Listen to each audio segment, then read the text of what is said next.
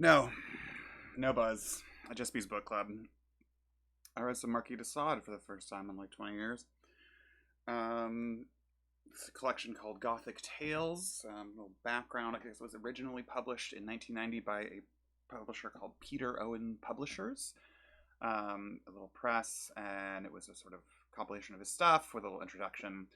I guess Peter Owen got purchased by Pushkin, so 2024 this year they re-released it basically with the same introduction as one of their Pushkin Press classics. I read it and I don't know. I don't know if I have a lot of thoughts. We'll see. I have some notes. I think the first thing to talk about is the introduction, because um, some name MC Margaret Crossland, who's the translator of this edition, writes like a little 4 or 5 page introduction. Let me see where are my notes at.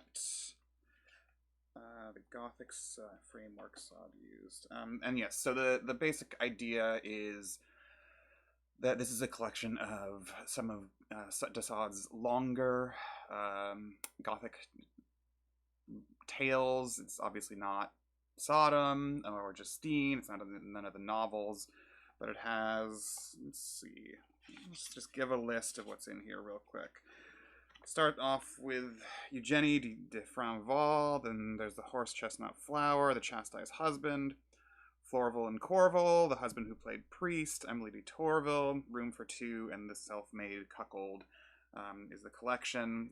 The translator in the beginning sort of argues that especially the longer tales like Florval and Corval are fundamentally Gothic tales. And I'll get into that in a second when I read a quote.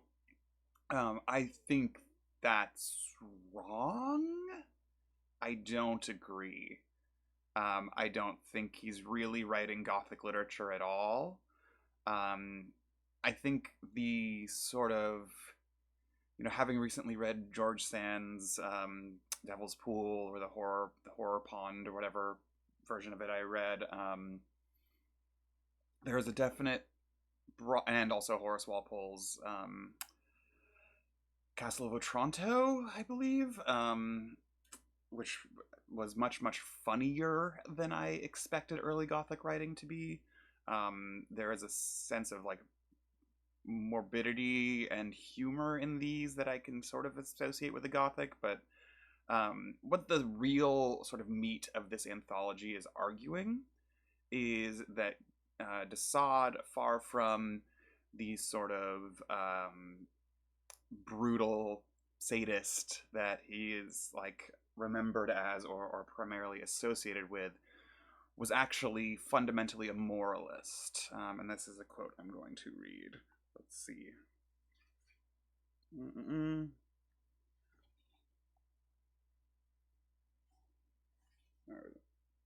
Framework. So this is just the end of the introduction by Margaret Crossland from the 1990 Peter Owen Publishers version that is also in here in the Pushkin Classics that just came out this year.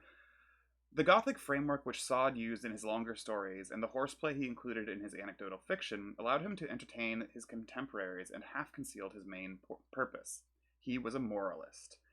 In 1909, Apollinaire prophesied that Sade might well dominate the 20th century, and in some ways he was proved right. Scientific and technological progress has not been matched by any reduction in cruel, sadistic behavior on an individual or national scale. Incest and child abuse may even be on the increase. Marriages crumble. Women still have no equality with men. Sade anticipated the extremes of human behavior which are now exposed but rarely mitigated every day throughout the world. He made a concentrated effort to describe them.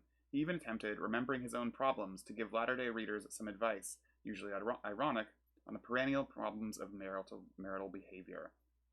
Simone de Beauvoir was surely right when she said of Sade in 1952, "The supreme value of his testimony is that it disturbs us." So I'm going to just reread that first sentence again. The Gothic framework which Sade used in his longer stories and the horseplay he included in his anecdotal fiction allowed him to entertain his contemporaries and half concealed his main purpose. He was a moralist. This is an extremely opinionated anthology. My big takeaway is that I think it's fundamentally wrong in the way it's framing things, but I think it does a good job of advancing its argument by way of presumably the translation, but especially the stories chosen. Um, I think it was framed more directly. If the moralism claim was not sort of laundered through the idea that these are Gothic tales, and listen, I'm not a scholar on the stuff. Maybe I'm completely off base. But if it wasn't sort of laundered through, if the moralism was laundered through the idea that these are Gothic tales, I think the argument would actually be a lot stronger, and I would have fewer objections to it. And just in terms of like this is a sort of examination of the body of work that is Sadean moralism, maybe. Um, but also, an opinionated anthology. I back when I was a reviewer, especially for Strange Horizons, I was on a beat where I did a number of anthologies, and um, anthologies with really good stories in them are great. Anthologies where the stories come together in some way and start bouncing off each other interestingly. I'm thinking of oh god, I can't remember the title of it anymore, but the subtitle was Menial Labor in Science Fiction that I wrote a review of. Um, that really like a lot of the stories in it were kind of amateurish, but they were all sort of on. They all had a strong identity to themselves through the theme, and then because of that, they really like made the whole experience way better. And I think that's like what sort of happens here, except for that then I think the fundamental argument is incorrect. So that goes as far as it goes. Um, let's see what I got notes on. Yeah, the first story is Eugenie de Franval. I'm not even going to try. Yeah, you're good. I wrote down an exquisite example of a pedophile gaslighting his wife while grooming his child. Yeah, this is a very long story about a man who has a kid and then basically, not basically, like very, very, very literally grooms her, like refusing to let her go to school, not have any friends, know anything other than him, until she like can consent to beginning a sexual relationship with him. Um, and like it's brutal.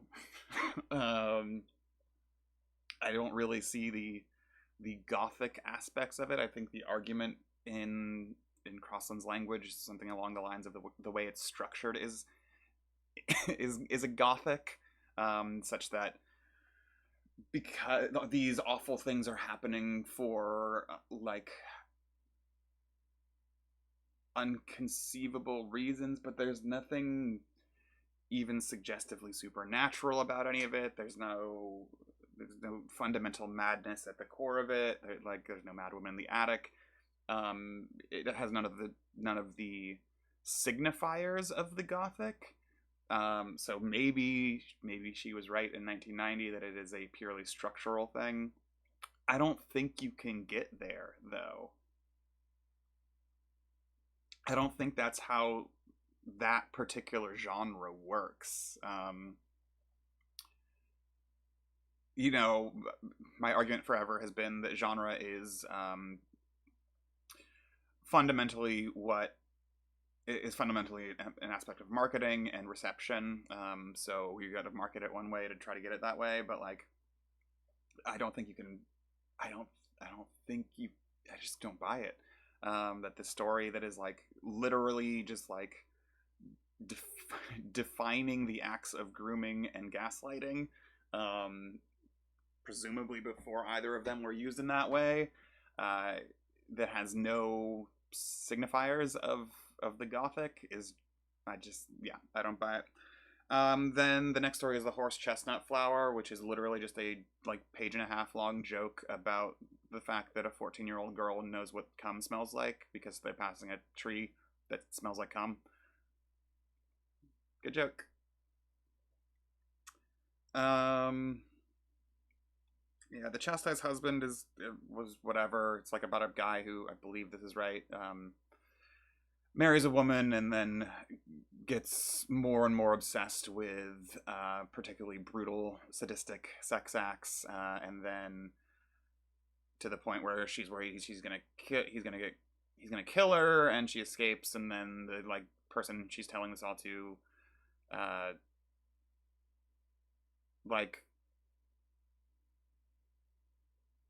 fucks her in front of him and like beats his ass in the way he was beating her. So he gets like it's like a reverse rape revenge, but cuckold stuff. This is fine. Um, then okay, so this is the only one I feel like I really need to talk about.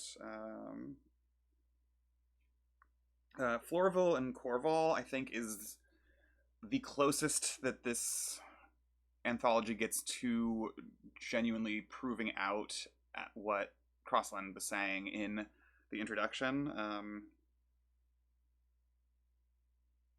It's a labyrinthine story about how two people to be married are related. Is sort of how I summarized it in my notes. Yeah, it's. I mean, what it is a mystery novel where the mystery is not who shot whoever. It's how can we have the most like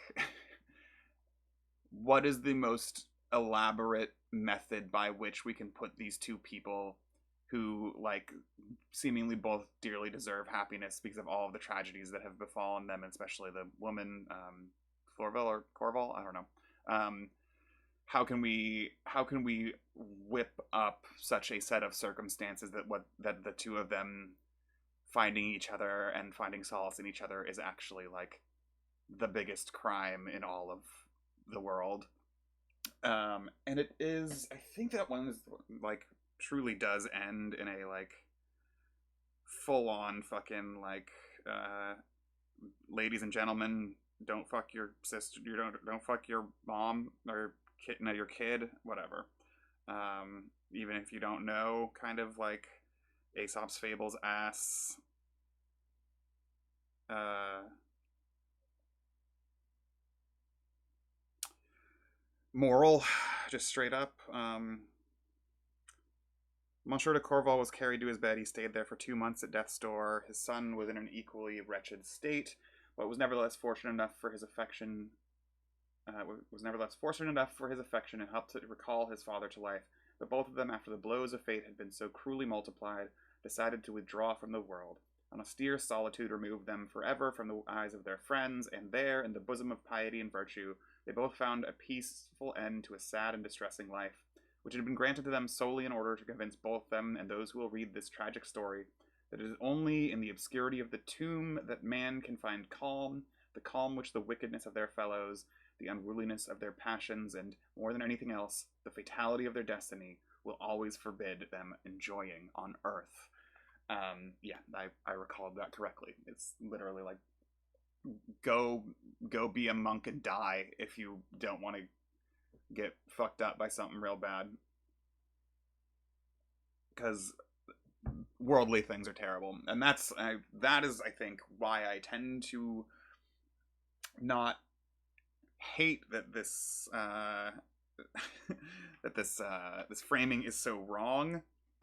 Even though I strongly think that it is, I still feel that it is. I feel that is not indicative of de Sade's writing as a whole. I think it's not probably historically particularly well informed, but it does provide perspective to this anthology, and so I've actually been thinking about de Sade in a way that I haven't in fucking ages, and that's a nice feeling sometimes. You know, sometimes you read nasty shit.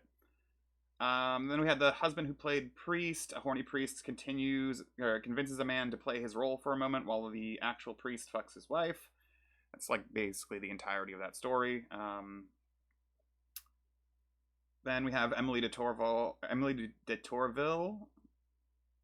So we've got a Corval, a Floorville, and a Tourville. This one Not the same person. A woman falls in love and sleeps with an annoying man before wedlock. After her brothers imprison her, she tells her story to a man on the side of the road who wants to marry her. He does.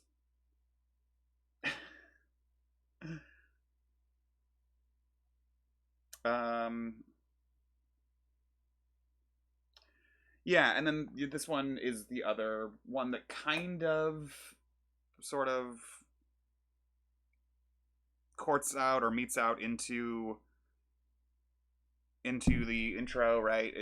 There is a sense of it ends in a slightly more positive way because somebody does the right thing, even though this other person's life has been made a mockery of and she has been fucked around with by everyone she's ever met. And then this gallant guy comes in and is like, "Hey, cool, I can marry you." Um,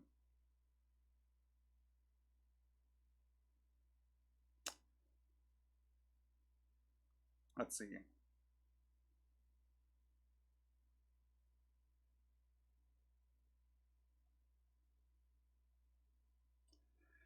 It is quite right to say that such infamous behavior is reserved to those frenzied and clumsy supporters of Themis, who, brought up in ridiculous severity, hardened from childhood to the cries of unhappiness, soiled with blood since the cradle, criticizing everything and allowing themselves everything, imagine that the only way of concealing their secret shame and their public prevarications is to reveal a rigid severity which, likening them from the outside to geese and from the inside to tigers, has no other object in covering them with crime than to impose on fools and to make wise men detest their hateful principles, their sanguinary laws, and their despicable personalities. So that is a pretty strongly moralist statement, right? To say that, like, evil outs itself is functionally what he's getting at there, right? Like, people who are monstrous don't realize that they should just shut the fuck up. Shut the fuck up Fridays. They will always sort of end up telling their tales, and the world will judge them for these. The other thing about this story is that it is the only one that even kind of smacks of Gothic to me. And again, there's no giant helmet fucking flying out of the sky, but the tribulations that Emily de Tourville describes, the sort of arbitrary, like almost Job-like patience that she has, and humility and capacity to suffer, is a thing that I do associate with certain very early strands of Gothic fiction, like Horace Walpole. And I still don't think it's particularly Gothic, but that's the story that almost I almost can see where Crossland was coming from.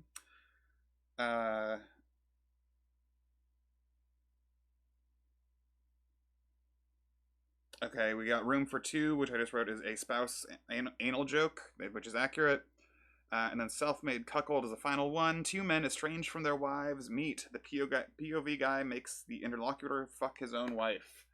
Not a ton to say about that one. Another example, like Florville and Corval, like sort of elaborate scenario, or like very elaborate setup to a what's basically a punchline of people doing bad shit. Yeah, that's Marquis de Sade, Gothic Tales, 2009. What did I say? 1990? Yeah, 1990 original translation, 2024 re-release. I don't know. I had a better time with it than I was really anticipating, which is a weird thing to say about de Sade, but it's true. Bad shit happens in his books. The aesthetic experience is sometimes interesting, sometimes not. And we got both of that in here in an opinionated anthology, which is a thing that I wish there was more of. Thanks for not watching.